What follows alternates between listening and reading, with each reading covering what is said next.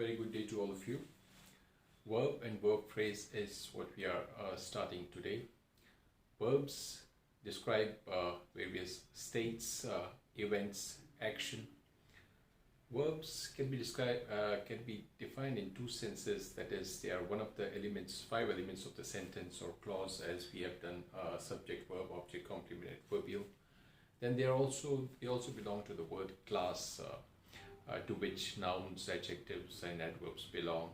So, and verbs they can be a single word or verb, or we can have a verb phrase. For instance, I'll give you a couple of examples. John brought an orange. I brought an orange, or John brought an orange, and John has been buying oranges. So John brought an orange. Brought is just a single word verb, and John has been buying oranges. It's verb phrase. It has auxiliaries, 2 to 3 auxiliaries before the main verb. So this is main verb phrase. Now verbs may be divided into, we have auxiliary. There are auxiliaries, there are semi-auxiliaries, and there are lexical or the main verbs or the full verbs. Now talking about auxiliaries are again divided into primary auxiliaries like be, have, and do, and then they're divided. Then there are modal auxiliaries like can, could, may, might, shall, should, will, would, etc. And then we have the class of semi-auxiliaries, which is intermediate type between auxiliaries and the main verbs, because it has characteristics of both auxiliaries and main verbs. Then finally we come to the lexical verbs, which are the main verbs like walk, run, play, etc. The lexical verbs are divided into regular verbs and irregular verbs. Regular verbs are the ones that conform to certain rules, whereas irregular verbs don't normally conform to the rules. So auxiliaries are an important part. They are essential for various certain processes, sentence processes to occur. Without auxiliaries, we are not able to perform various sentence processes like inversion, like negation, or like proform replacement. So all these we need an auxiliary in a sentence. Now I'll give you a few examples. Like we have one example. Let's take an example. He should see the play, and then let's have another example. He happened to see the play. Now let's try to convert this he should see the play let's put this sentence through inversion. So inversion means that is you exchange the operator auxiliary with the subject, so that the auxiliary comes in place of the subject and subject goes to the place of the auxiliary. That is what is called inversion, and the outcome is that we get a yes/no question. So our sentence was he should see the play. So now we get should he see the play. Let's see what we can do about the other sentence where we do not have an auxiliary. So he happened to see the play. Now let's try to put this sentence through inversion. We are not able to do it because there is something, we feel that there is something which is lacking, by which we're not able to have that kind of inversion that was possible for the first sentence. So what is that thing which this sentence lacks? So this sentence, it does not have any helping verb.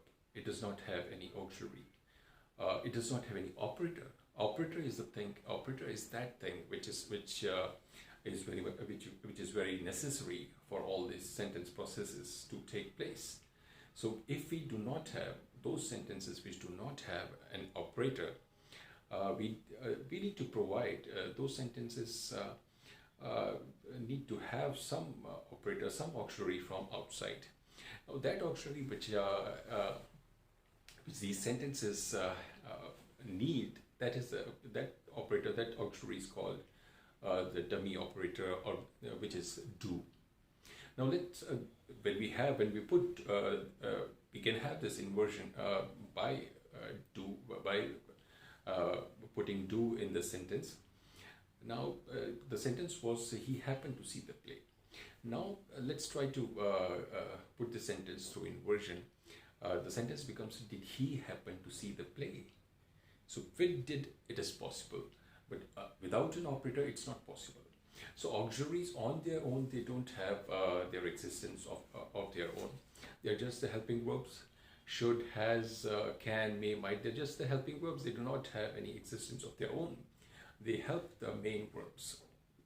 But of course they contribute to various functions, like the primary auxiliaries. They contribute to do contributes to it acts as a dummy operator. Then be and have contribute to aspect. Be contributes to the progressive aspect, and have contributes to the perfect aspect. Now, same is the case with modal auxiliaries. They contribute to the modality, like concepts like probability, volition, insistence, etc. So these functions are performed. These functions are performed by these primary auxiliaries like be, have, and do, and the modal auxiliaries. But although they don't have any existence of their own, but these various sentence processes, they are not possible because without these auxiliaries or operators. Having talked about auxiliaries and operators, let's make the difference a little more clearer by telling you that auxiliaries and the difference between auxiliary and an operator, because it's not that a sentence will have just one auxiliary. Sentences may have more than one auxiliary. A sentence may have 2, 3, or 4 auxiliaries at the most. So 4 auxiliaries, I'll give you one sentence which has 4 auxiliaries, and after the 4 auxiliaries we have the main verb. So the 4 auxiliaries, the sentences like that, he might have been being questioned by the police. So in this sentence we have 4 auxiliaries, that is, he might have been being questioned by the police. So the first auxiliary is the might. Now the first auxiliary is the operator. The rest of the auxiliaries are there as they are there, but it is always the first.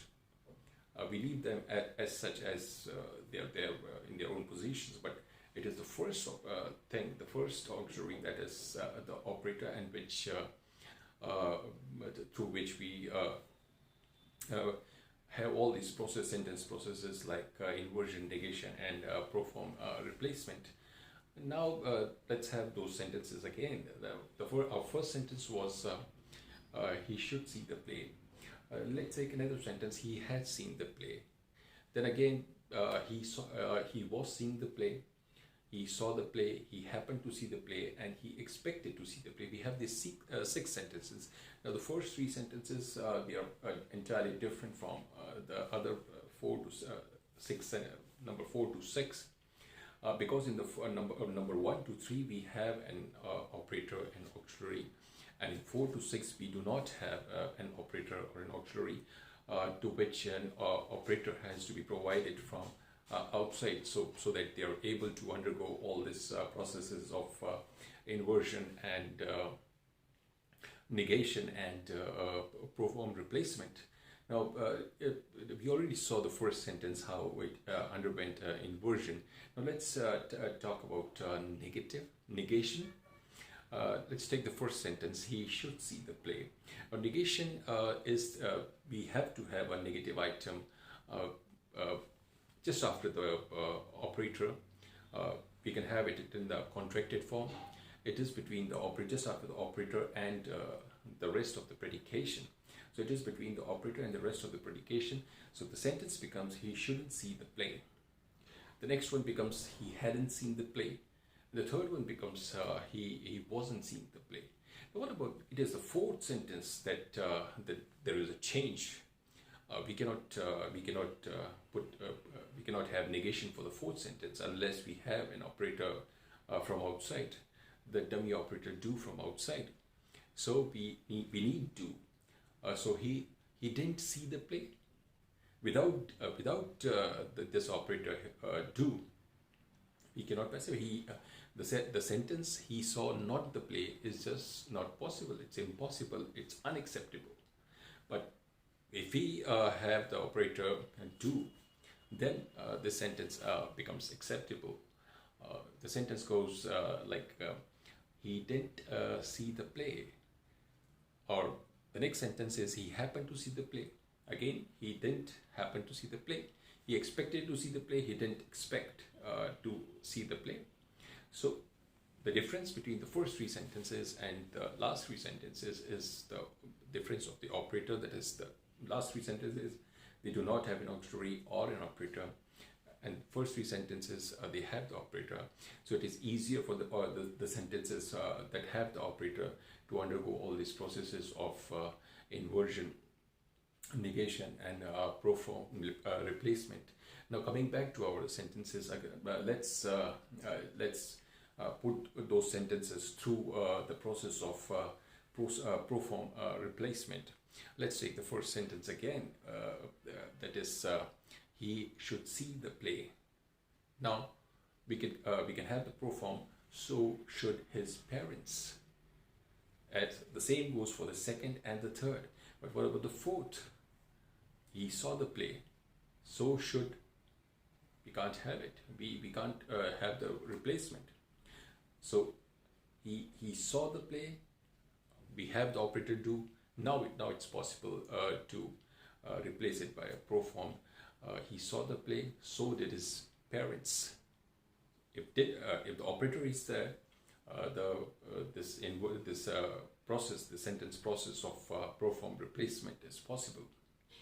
So auxiliaries, they are, in this sense, they are very important. Now, primary auxiliaries be, have, and do, they can act both as auxiliaries, as helping verbs, as well as main verbs. Then after this, we have the modal auxiliaries, which are also called defective verbs, because they do not have an ing form. They do not have the past form. They do not have the imperative. So they are the defective verbs. They don't have the S form, the plural form. It's just all the things that the regular verbs have. They don't have what the regular verbs have. So they are also called defective verbs. So having talked about auxiliaries, our next category is the semi-auxiliaries. So semi-auxiliaries are between auxiliaries and the main verbs, the lexical verbs. Semi-auxiliaries, they have the properties of both the main verbs as well as the auxiliaries. The semi-auxiliaries are like the verbs like happen to, tend to, be about to, expect to. These are all semi-auxiliaries. Now, semi-auxiliaries, because they do not have an operator like the main verbs, we need to provide an operator from outside, the dummy operator do. So they can't go. These sentences cannot go through inversion and negation and proform replacement unless we have the operator do, and so. So like the main verbs, they behave like the main verbs. Now, they also behave like the auxiliaries in the sense that he happened to see the play. So auxiliaries, when we try to pacify it, the passivization takes place only in the non-finite. They form a unit with the non-finite head, and in that case, they contribute towards transformation from active. They're close to transformation from active to passive. Although they themselves do not undergo passivization, the passivization only takes place in the non-finite head. He happened to see the play. The play happened to be seen. The happened remains as such. Happened and doesn't undergo passivization, just like the auxiliaries. Auxiliaries do not undergo passivization. So it is the main. It is the passivization takes place only in the non-finite head. So in this way, they are like the auxiliaries, and other way they are like the lexical verbs. So then finally we come to this main verbs, the lexical verbs like play, run, and walk, etc. So these are the lexical verbs, the main verbs, or the full verbs that we call. So these verbs, they conform to certain.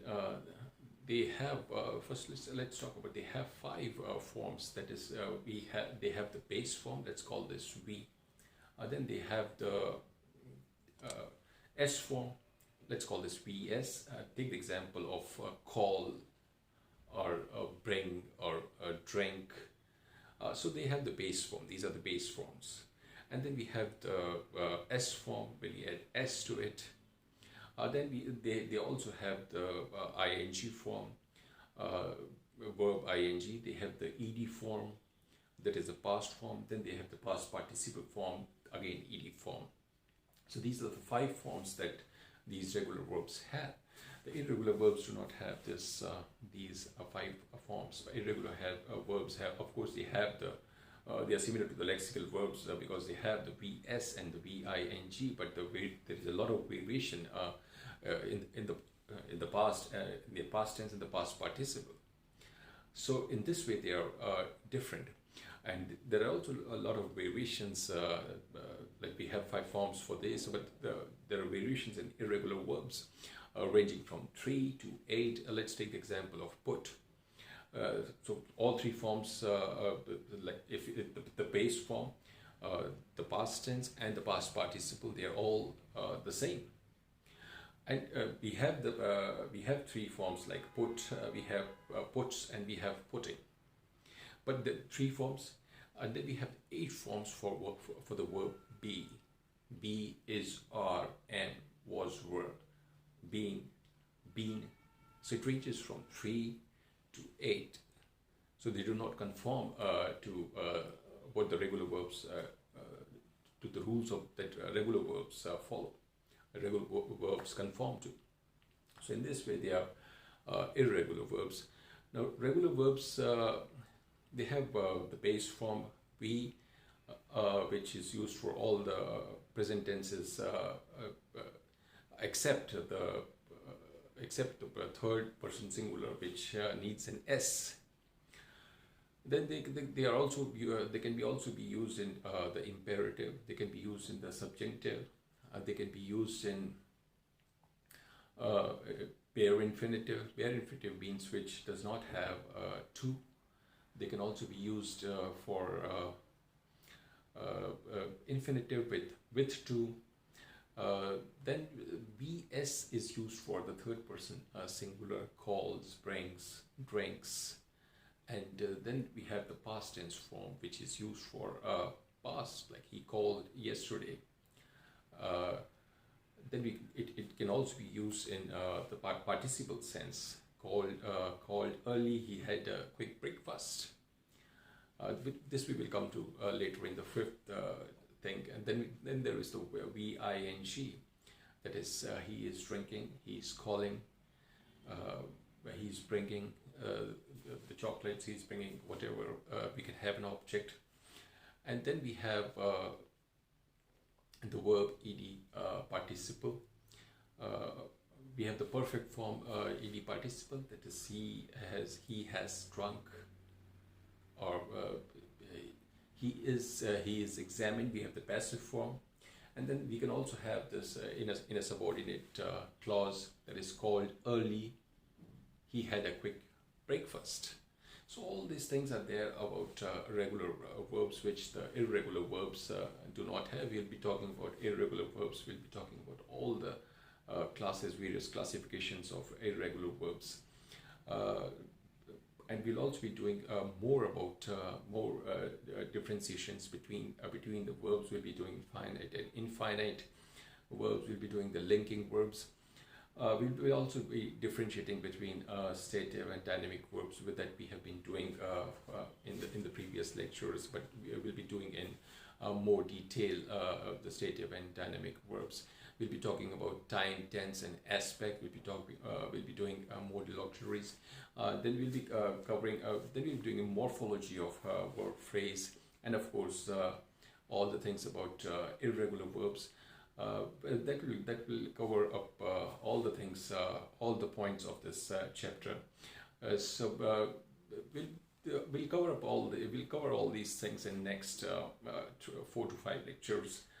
So thank you very much.